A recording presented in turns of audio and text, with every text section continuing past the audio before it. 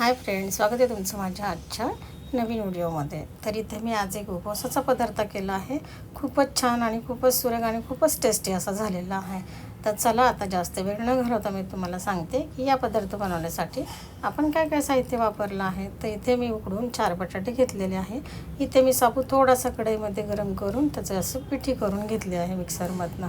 इथे लिंबू घेतलेला आहे, कोथिंबीर घेतली, मनुके घेतलेले आहे, मिरची आणि जिऱ्याचा ठेचा घेतलेला आहे, शेंगदाण्याचा कूट घेतलेला आहे आणि खोबरं किसून घेतलं आहे, मीठ घेतलेलं आहे आणि आपले जिरेपूड घेतलेली आहे. तर इथे मी शेंगदाण्याचा कूट आणि खोबरं हे एका मापात प्रमाणात घेतलेलं आहे. म्हणजे 1 वाटी खोबरं घेतलेलं आहे किसलेलं आणि 1 वाटी शेंगदाण्याचा कूट घेतला आहे. त्याच्यामध्ये ठेचा घालून घेतलेला आहे, जिरेपूड घालून घेतलेली आहे, सेंदो मीठ घातलेलं आहे, कोथिंबीर घातलेली आहे आणि आता हे सगळं आपण मिक्स करायचं आहे. आणि त्याच्यामध्ये पूर्ण एक असा लिंबू पिळलेला आहे आणि वरनं थोडीशी चवीला साखरसुद्धा आपण घालणार आहे. तर सगळं मी असं मिक्स करून घेतलं आहे. त्याची चव इतकी भारी लागते ना, तिखट, गोड, आंबट अशी तिन्ही चव ह्याला लागतात. तर इतकं छान लागतं ना हे खायला.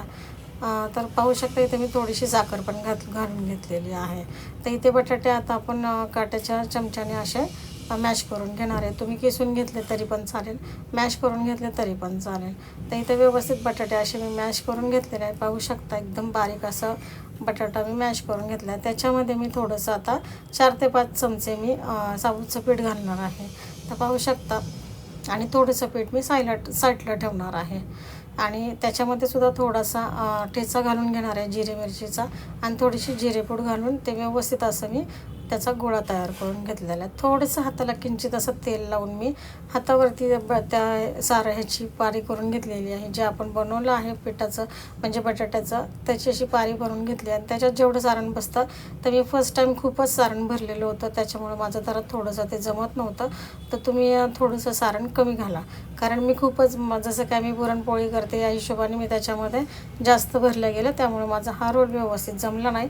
आणि मग मी त्याला पुन्हा असं हातावरती गोल गोल फिरून त्याला व्यवस्थित करून घेतला.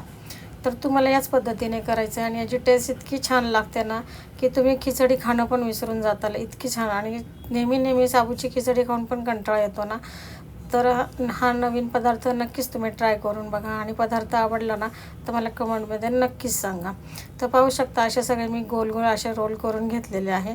कढईमध्ये मी तेलसुद्धा तापायला ठेवलेलं आहे की जेणेकरून आपल्याला याला कडकडीत तेल हवं आहे तळण्यासाठी.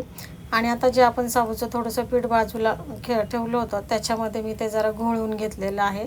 असेच सगळे बॉल्स मी तयार करून घेतले आहे आणि ते असे त्या साबूच्या पिठामध्ये असे घोळवून ते एका साईडला सगळे असे बनवून ठेवून दिलेले आहेत. तर पाहू शकता या पद्धतीने सगळे रोल तयार झालेले आहेत आणि तुम्ही नक्कीच हा पदार्थ ट्राय करा. तर इथे सगळे रोल्स माझे तयार झालेले आहेत आणि आता इथे तेल पण तापलं आहे. तर तेल एकसारखं मी झाऱ्याने फिरून घेतलं आणि जेणेकरून सगळीकडे तेल व्यवस्थित त्याचं तापमान राहील, त्यामुळे असं फिरून घेतलेलं आहे.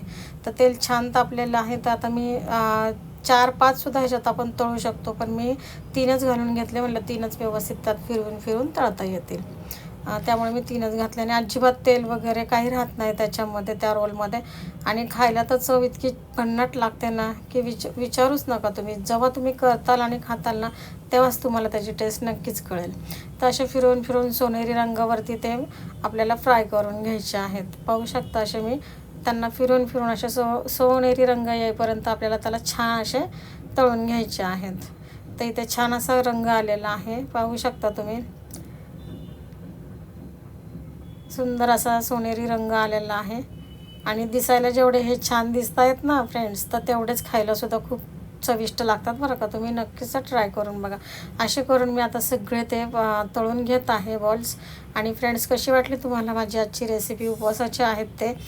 तर रेसिपी आवडली असल्यास माझ्या चॅनलला लाईक, शेअर, सबस्क्राईब करायला विसरू नका. आणि हो, कमेंटसुद्धा करायला विसरू नका की तुम्हाला रेसिपी आवडली का माझी, ते सांगायला अजिबात विसरू नका. तर असं करून मी सगळे असे बॉल्स आपले फ्राय करून घेतले. पाहू शकता सुंदर असा सोनेरी रंग आलेला आहे आणि आतून पण खूपच छान त्याचं सारण पण असं टफिंग पण इतकं मस्त बसलेलं आहे.